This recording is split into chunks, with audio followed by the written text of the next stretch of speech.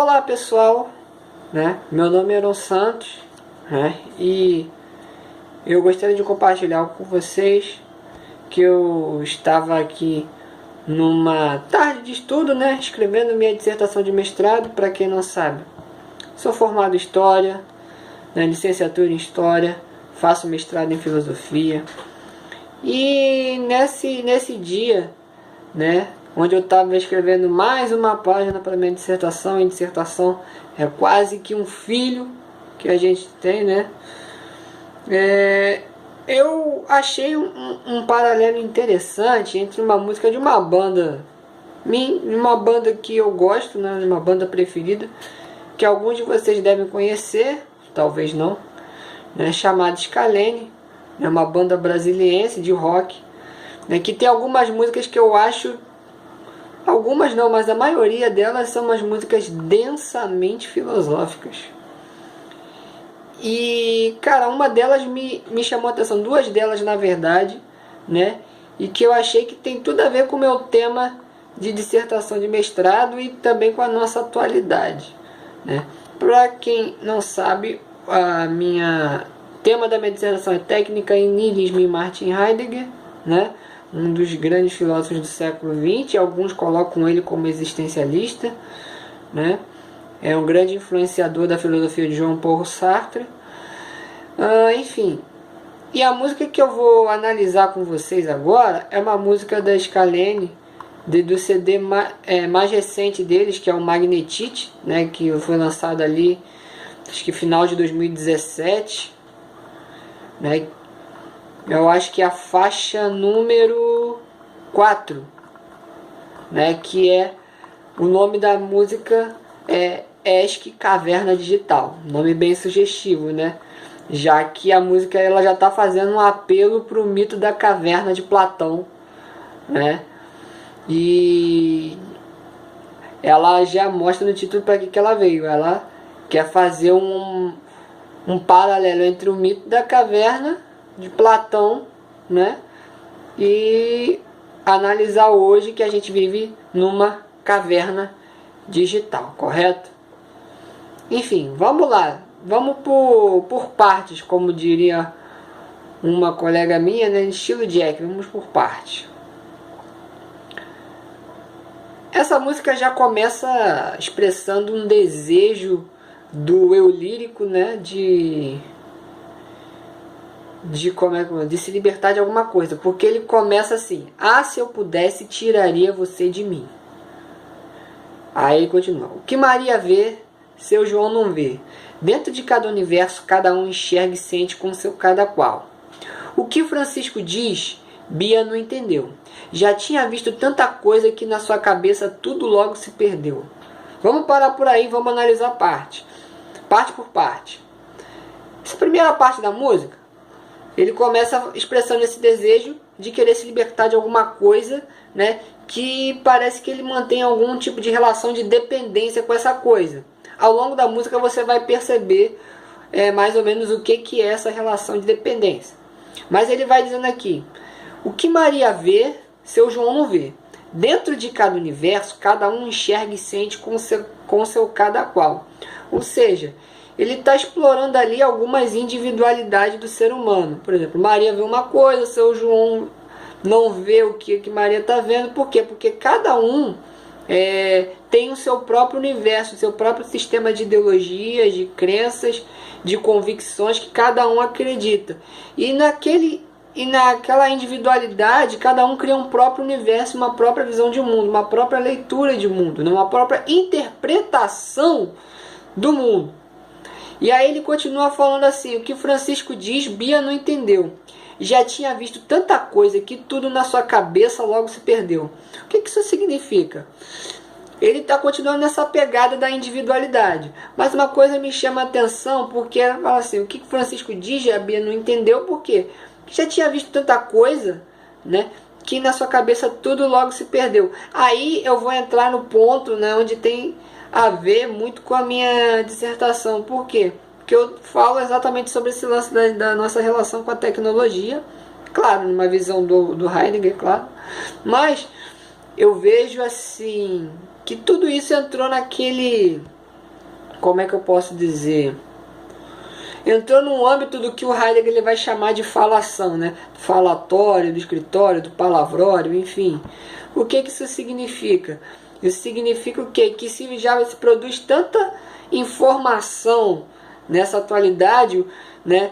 Informação que os indivíduos produzem, né? Que cada um diz uma coisa, cada um emite alguma coisa, só que na nossa cabeça, na cabeça do ser humano moderno, você recebe tanta informação, que rapidamente se perde. Porque você adquire informação, mas rapidamente ela é substituída por outra, e por mais outra, e por mais outra. E isso na nossa cabeça se perde, embaralha tudo.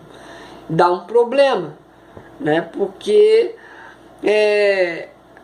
parece meio paradoxal isso, mas a informação gera a desinformação. Aí você deve estar se perguntando, mas o que isso significa?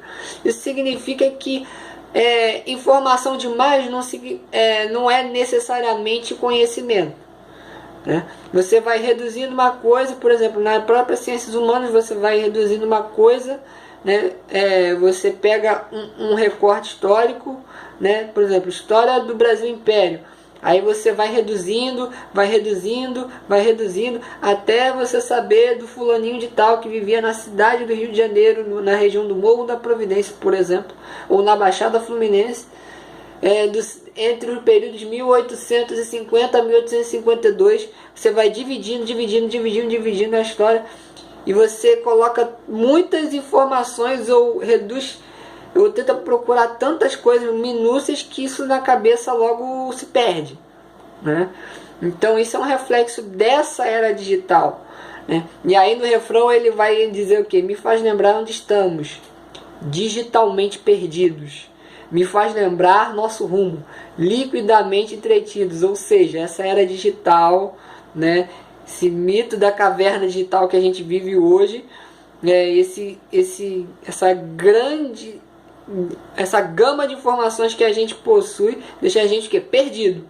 A gente fica sem rumo, sem saber o que é o correto, o que é a verdade, ou o que é qual o tipo de parâmetro você tem. Porque é uma informação que chega em cima da outra, e a gente mal digere a informação que acabou de chegar, já vem outra, né? É a novidade pela novidade.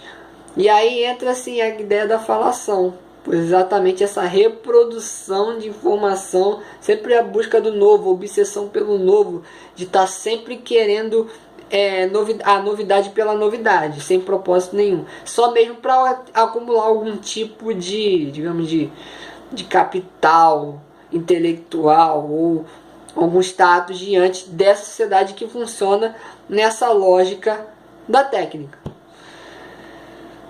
Bom, aí ele volta no começo dizendo assim: se eu pudesse, tiraria você de mim.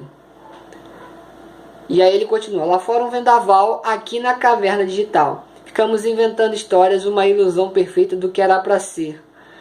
Cara, isso aqui eu acho muito interessante. Por quê?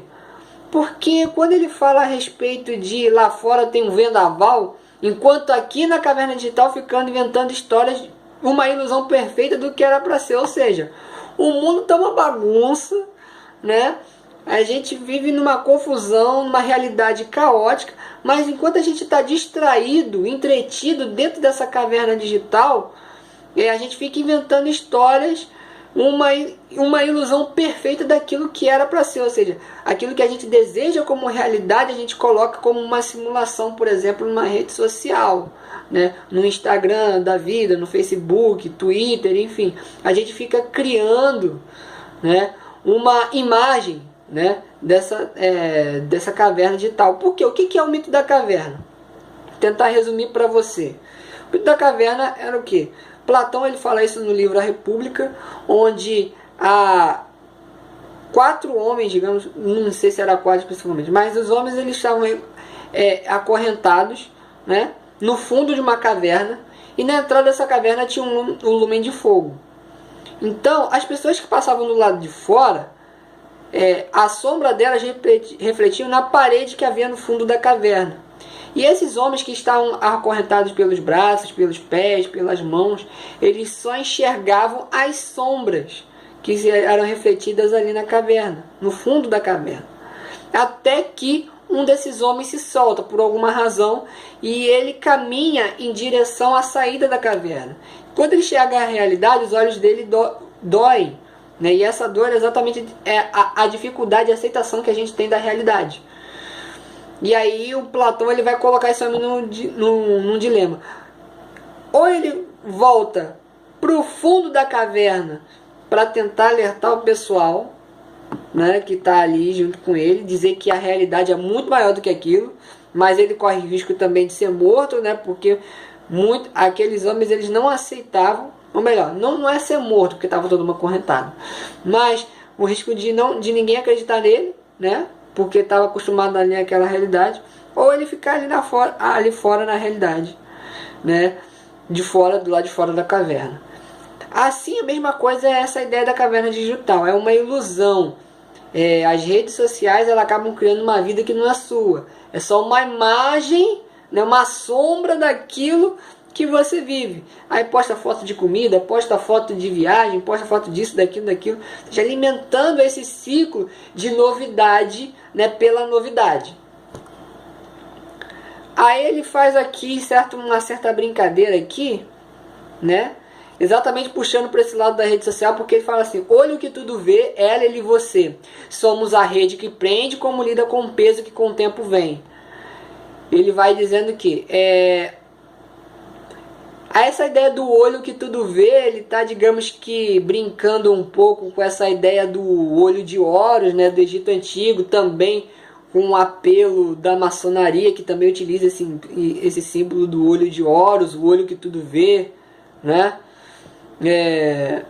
Você percebe que ele está, digamos que, brincando um pouco com essa coisa. Por quê?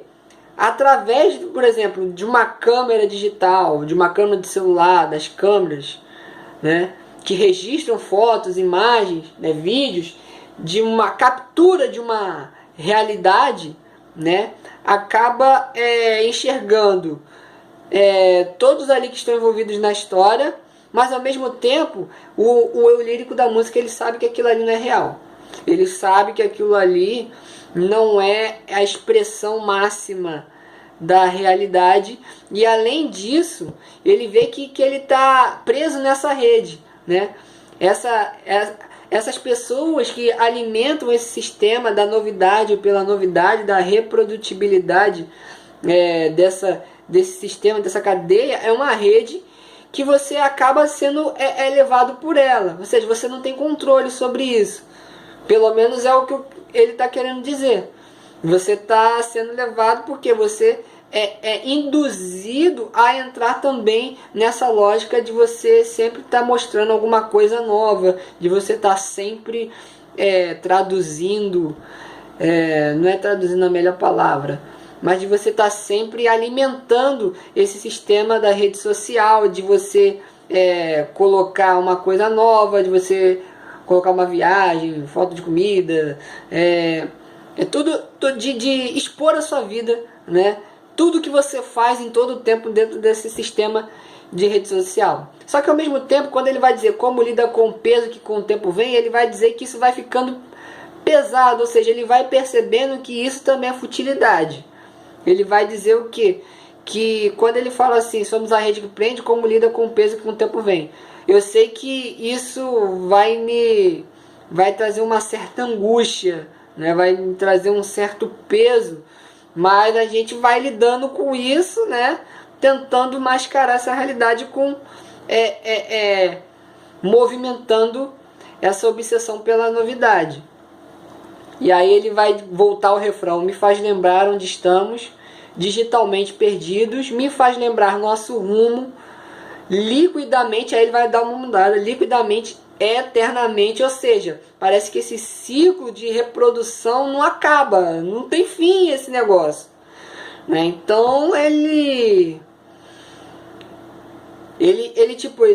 percebe que isso parece que é uma coisa que vai andando, tipo um andar em círculos, porque ele fala assim: liquidamente nosso rumo é líquido, ou seja, efêmero, como é que eu posso dizer? Fugiu a palavra agora. é curto, é breve, mas também não é uma coisa firme, é uma coisa que está sempre mudando, né? E essa mudança constante parece que é eterna, ou seja, não acaba. Eu tenho que estar sempre mudando, sempre me atendo a essa ideia da novidade. E aí ele vai dizer o que? A algum preço, graves erros vão sempre existir. Aí entra, tipo, o que eu acho que é meio que uma... Mas isso é a minha visão da história que ele está contando aqui, né? A algum preço, graves erros vão sempre existir, né? Ou seja, esse tipo de vida ela vai custar alguma coisa, vai custar, aí entra a visão do Heidegger, né? Vai custar a sua humanidade, né? O seu ser no mundo, né? E aí ele vai dizer o que? O que Maria quer, seu João também, talvez então nos resta moldar um rumo que nos mantém. Aí, cara, eu percebo aí que ele já entrou no niilismo ali. Por quê? Porque parece que nivelou tudo, né? Essa sociedade movida pela tecnologia e pelo campo das redes sociais, dessa ideia de caverna digital, vai colocar a pessoa num rumo, né? Nesse mesmo rumo, vai colocar todo mundo no mesmo nível, vai ao nivelamento das massas. Então você percebe que o que? As individualidades apareceram. Todo mundo agora está seguindo o mesmo padrão, uma padronização social. E aí, já que a gente tá todo mundo no mesmo barco, seguindo o mesmo padrão, então ele vai dizer, talvez então nos resta mudar um rumo que nos mantém. Ou seja, a gente vai ter que manter, né? Isso me lembra até o conceito do Bauman de ambivalência, né? No meio dessa sociedade onde às vezes você tem que se equilibrar para você não cair numa espiral niilista, né? Só que eu acho que não é essa a intenção do Bauman, mas para você se manter equilibrado nessa sociedade, não cair para um extremo nem para um outro, você tem que saber agir de acordo com a circunstância. Então, já que essa é a ordem, né, já que a gente tem que viver numa sociedade regida pela técnica, então a gente tem que nos moldar um rumo que mantém essa sociedade, que mantém essa caverna digital. A gente tem que aprender a sobreviver nela. Mas aí ele novamente está querendo sempre escapar, né? Mas se eu pudesse, tiraria você de mim. E o curioso, né, para encerrar o comentário a respeito dessa música, é que a tecla ESC no computador é exatamente para você fechar alguma janela, para você sair de alguma janela. Então a ideia é exatamente o que? Eu quero escapar disso, mas eu não consigo. Eu estou preso a essa armação da técnica, eu estou preso a esse sistema, mas se eu pudesse eu me desfazia dele. Eu teria um relacionamento livre com toda essa tecnologia, mas eu não consigo, eu estou preso a ela, eu estou sendo forçado a manter sempre esse sistema. Bom, essa foi a minha análise da música ESC Caverna Digital da banda Scalene. Espero que vocês tenham gostado, espero que isso tenha ajudado também a você entender um pouco dessa música e também a procurar saber mais sobre essa banda, que é muito legal, gosto muito das músicas dele.